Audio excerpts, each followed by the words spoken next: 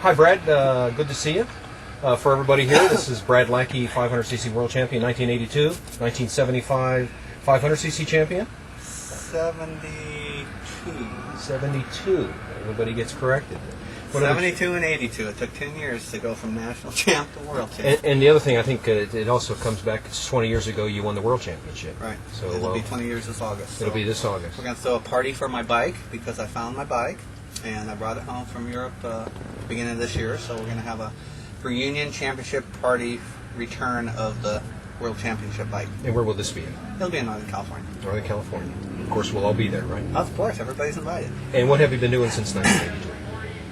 Actually, I've been taking time off from racing until just recently, 2 years, 2.5 years. This is my third season starting with Norman. This is the beginning of the season, so I took about 18 years off and really didn't do anything with bikes. Worked on houses and started a t-shirt company and been selling t-shirts at events, big Harley rallies and stuff like that.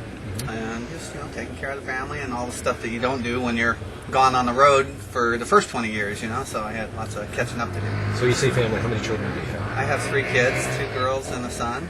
My son's my baby, 18, and my daughters are 25 and 21. And one of them's getting married this May in Hawaii, so Hawaii. Soon to be grandpa champ. How'd you get back in vintage? Actually, an old friend had a bike and asked me if I wanted to ride it at one of the races, and I said sure. And it was a CZ Mako. Very nice bike. Mako chassis, suspension with a CZ motor in it. It was really good, and I had fun and I did well on it, so I said, hey, I'll build me one. So I tried to build one and kind of got it halfway going, and I needed help. I'm not real good on the mechanic end of it, so I kind of was searching out people, and I ran into some guys in the town where I live, and they had a bunch of CZs, Flanagan and Louis Hamill and Pete Silva, and they all had a little shop and where they worked on the bikes and won vintage racing every weekend, so they helped me get my bike going, and that kind of got me going. And then I went to a few races, and my sponsor now, Mike Tillman, out of Santa Rosa, he's a German car repair shop, Tillman Motors. He broke his, he had a really nice CZ, and mine broke down, so he let me borrow it one race. And then the following race, he was there, and I was there, and he broke his leg. So he was out for the whole season, basically, and he offered me his bike for the ARMA series, or the races I was going to ride. So I took it, we took it, and he kind of sponsored me and worked on it. So the first season I had a nice new bike and a sponsor, so that's kind of what gets you sucked in, Right. And, from there he's been helping me, and I got his bike still, and it ran really good. Real nice CZ, and just not quite fast enough today for the young boys. I think I have to move to the 50 plus next year and let those punks take over the 40 plus. That's exactly right. Well, 10 years in Europe, trying to get that championship and striving to win it. What was your most difficult aspect of winning the championships? Oh, I think, really just dealing with politics. I'd get to the point where I was good enough and the bikes were good enough, and then they'd get you on some politics.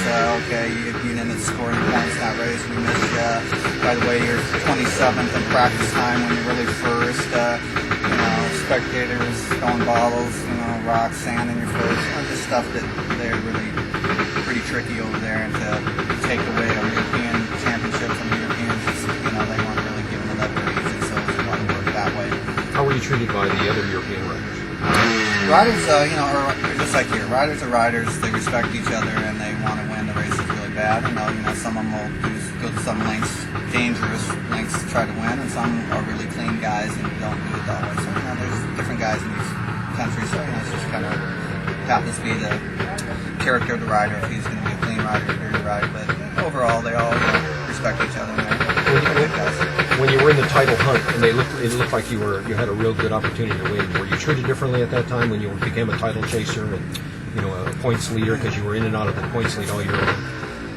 Not from the press standpoint a little bit, because now there's a possibility you're going to end up winning the world championship and being world champion, so you get a lot more attention from the press and magazines and stuff like that. But riders and mechanics, they all know your capability when you're up that close anyway. You might not be the top guy that year, but you've been working your way up and you're winning GPs, so you got that respect already. Sure. Now you work for a lot of factories. You rode for a lot of factories. I rode for How many just factories? about everybody. Who'd you ride for? I think for 10. You rode for 10. Is that a record? Trikes might have me beat. I'm not sure. I never checked it, but favorite factory? Kawasaki was probably the best because they understood from the rider standpoint for some reason, where the other companies kind of understand from an engineering and marketing standpoint. Worst factory?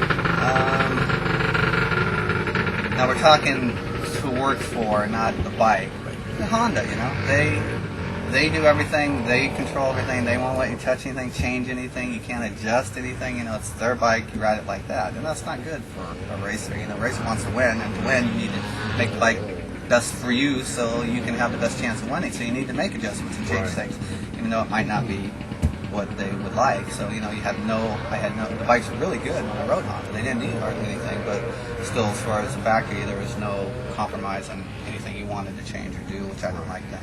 Kawasaki was free reign, just do whatever you want. You know, we'd go to the factory the week before the first Grand Prix if we had a problem, and go to the production line and grab a frame, get a hacksaw, cut it in half, weld it, build a motor, do whatever we want, ship it to the race, and win the first GP. You know, because you can do that, but the other companies don't like it. Didn't want any of that.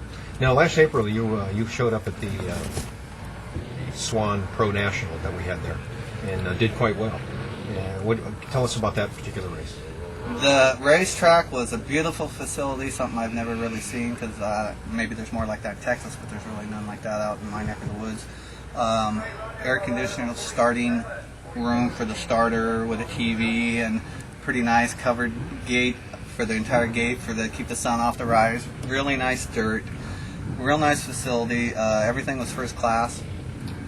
The races, I wasn't quite prepared for that style of track.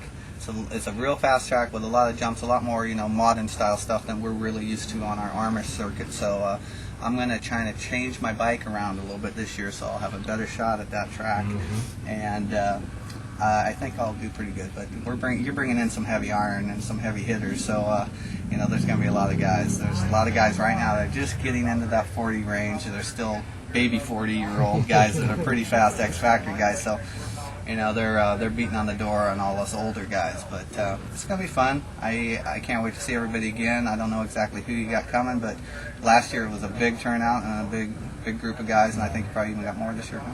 Yeah, we've got more this year. And you said there was a lot of jumps, but you didn't seem to have any trouble with any of it. Well, Monday, Tuesday, and Wednesday I did. Because the big step down after the start line, the finish line there, that was, you got a handful of you guys were all doing it. So yeah, I mean, yeah, it's no problem, but it's just we're not used to it. And, you know, you got to set the bike up a little bit different. I got to get a different pipe, make my bike faster. You know, the old CZs, they're not fast. They're like the old Huskies. They're, you know, you got to gear them for top end, and they're not real quick like the Jap bikes. So we got to change a pipe or two, and maybe cut the cylinder a little bit, so it's got a little more run out. You know, they're more bop, bop, and that's no good for that jump stuff. You need blah, you know, like that. Now you're going to be doing a motocross school on Saturday. What can you tell us about what kind of stuff you're going to show the students? Basically, we just go over some safety issues, make sure everybody understands that you know, helmets and boots are pretty mandatory, and you got to have good stuff. And I suggest, you know, wear shoulder pads, any type of protection you can ride, because you're going to fall off and you're going to get run over. So if you can wear something that's going to save you from not missing a half a season or something like that, I mean, it makes common sense. So a little safety stuff. A lot on the start, because the start's pretty important, especially in the vintage stuff, because the races are short, so you need a good start. So we spend quite a bit of time on the starting line. And then we try to pick some areas on the track that off-camber corners, if there's something like that out there. You know, like for Swan, for example, it's all about the jumps, the track, so we'll be spending quite a bit of time on the jumps probably there.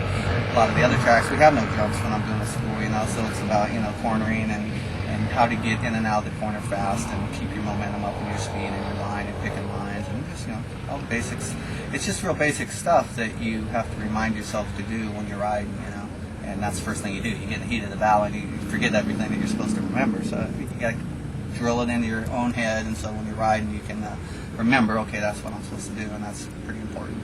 Well, good. Well, the last two questions I'd have for you is your best race of your life, and then the worst race of your life.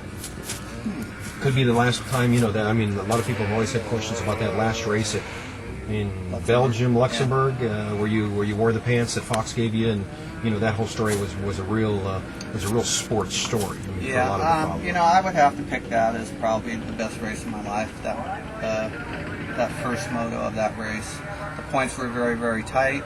We just got done doing Belgium, and that was a real dangerous track and a real dangerous race, and the points between me and the Belgian guy Romans was very close, so I was expecting some problems from the spectators and stuff, and so I ended up getting a second and a fourth, I think, there, and he got a first and a second, so he gained a few points on me. So going into the last race, it was pretty important to beat him. And the next at Luxembourg, that track was the kind of track I like. It was wide open, giant grass track, which that's my best conditions for me. And my mechanic and trainer, my trainer, he'd been taking times all year long, and at the end of the second moto, I could pull 5 seconds faster lap times than the fastest practice times. So I knew I could go faster at the end of the race. I was in better shape than everybody else. And everybody else, he made a chart, a graph of how everybody starts and how everybody finishes, So it showed exactly how many seconds I could make up on any rider. And I knew which rider fit into what spot. So when he'd show me a sign, Carl Quist is in front of you, or Bromans or Noyce or whoever, I knew that in my mind already from the chart that, okay, I can make 5 seconds up a lap on him, I can make 3 on him, I can make 4 on him. So going into that last race, we knew the spectators were going to try to screw it up. So I had to let Romans lead and win be leading the whole entire race, so they'd leave me alone. Because if I was up there leading or doing anything, like Noyce was in front of him, and I said, Noyce, if you get in front of him, kind of don't let him get by real easy. So they broke his arm, just slowing him down a little bit. So they were going to do the same thing to me. So I had to stay back and let him win the whole entire race until 5 laps to go. He showed me a sign, and I had at that point we were down 32 seconds, I think, and I caught him 5 laps and passed him. They thought I cheated and cut the course. So that was probably the best race of my life. That was the best race. I mean, that's a lot of time to make up.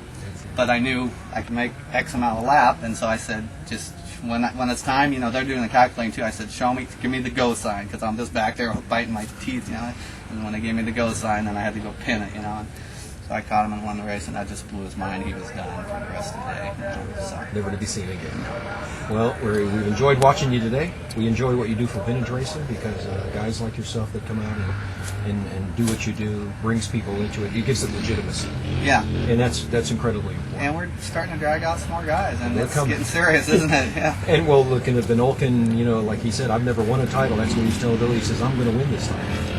And it's like, it doesn't matter what the title is. I'm going to win. Yeah, he So needs one. It's good to see, and we owe it all to you for starting this. Well, thank you for bringing us out to Swan and all the other races that you're involved with. We have a good time, and that'll be a great race. We're looking forward to it. Thanks. Thanks. Appreciate it.